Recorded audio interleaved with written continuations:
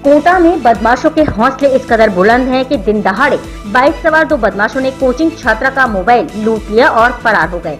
वारदात सीसीटीवी कैमरे में कैद हुई है, जिसमें साफ दिख रहा है कि किस तरह शातिर बदमाश छात्रा का मोबाइल लूट कर भाग रहे हैं और छात्रा बाइक सवार बदमाशों के पीछे भाग रही है।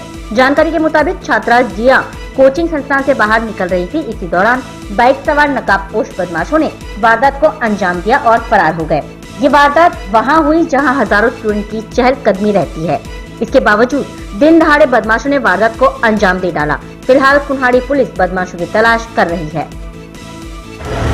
मेरा नाम जिया है और मैं कोटा में पढ़ती हूँ एलएन में।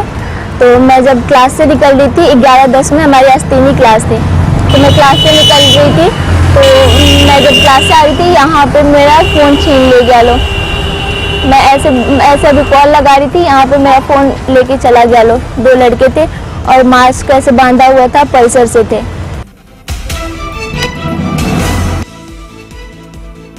कोटा में यूआईटी डेपुटेशन पर एक्सीएन पद पर लगे कमल मीणा के घर पर आज जयपुर एसीबी की टीम ने दबिश देकर छानबीन की। एसीबी की टीम को अवैध संपत्ति की भनक लगने के बाद कमल मीणा के ऊपर शिकंजा कसा और आज घर और बैंक लॉकर की तलाशी ली तो बैंक लॉकर और घर में 37 तोला सोना, 1.5 किलो चांदी और करोड़ों रुपए की कीमत के आवासीय व कृषि भूमि के दस्तावेज मिले।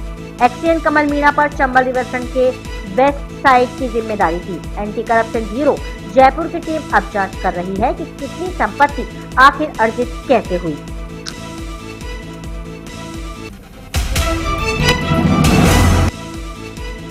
कोटा के कैथून कस्बे में कोटा डोरिया के व्यापारी के घर पर हुई 58 लाख रुपए की चोरी के मामले में पुलिस ने 3 चोरों को गिरफ्तार किया है, जिनके कब्जे से पुलिस ने 47 लाख रुपए का माल भी बरामद कर लिया है। पकड़ा गया आरोपी आदिल कोटा शहर के किशोरपुरा इलाके का रहने वाला है, तो वहीं तारिफ और अदनान अहमद दोनों आरोपी कैथून के ही रहने वाले हैं। 2 दिन पहले कैथून में कोटा डोरिया के व्यापारी शाहबुद्दीन के घर पर चोरों ने वारदात को अंजाम दिया था। शाहबुद्दीन और उसका परिवार शादी समारोह में गया हुआ था। पीछे से चोरों ने वारदात को अंजाम दिया। शाहबुद्दीन ने बेची गई जमीन की रकम और कोटा डोरिया व्यापार की रकम घर में ही रखी हुई थी, जिसे आरोपियों ने चोरी किया।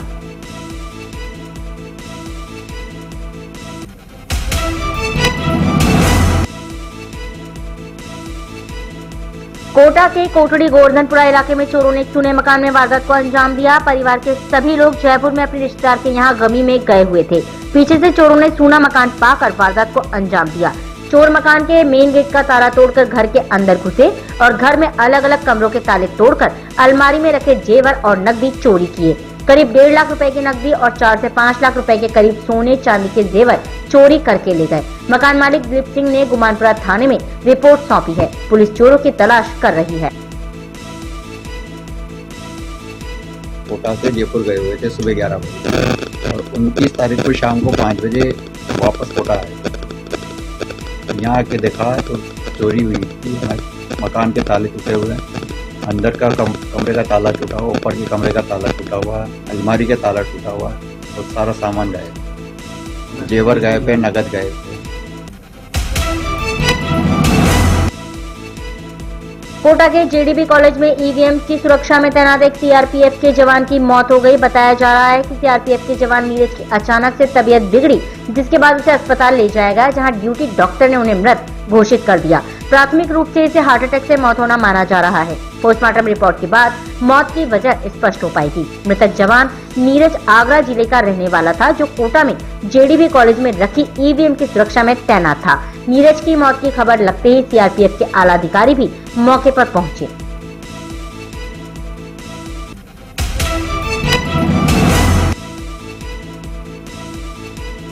कोटा के आरटीयू इंजीनियरिंग कॉलेज कैंपस की बिल्डिंग में आग लगने से हड़कंप मच गया। देर रात लगी आग को दमकल कर्मी ने काफी मशक्कत से काबू पाया। बिल्डिंग के कैंपस के रूम नंबर D115 में रखी महत्वपूर्ण फाइलें और रिकॉर्ड जलकर खाक हो गए। आग लगने के कारणों की स्पष्ट जानकारी नहीं मिल पाई, लेकिन बताया जा रहा है कि शॉर्ट सर्किट से आग लगी। करीब 1 से 1.5 घंटे की कड़ी मशक्कतों के बाद आग पर काबू पाया गया, लेकिन तब तक आरटीयू बिल्डिंग में रखी महत्वपूर्ण फाइलों में रखे दस्तावेज व रिकॉर्ड जल गए। फिलहाल दादाबाड़ी थाना पुलिस आग लगने के प्रकरण की जांच कर रही है।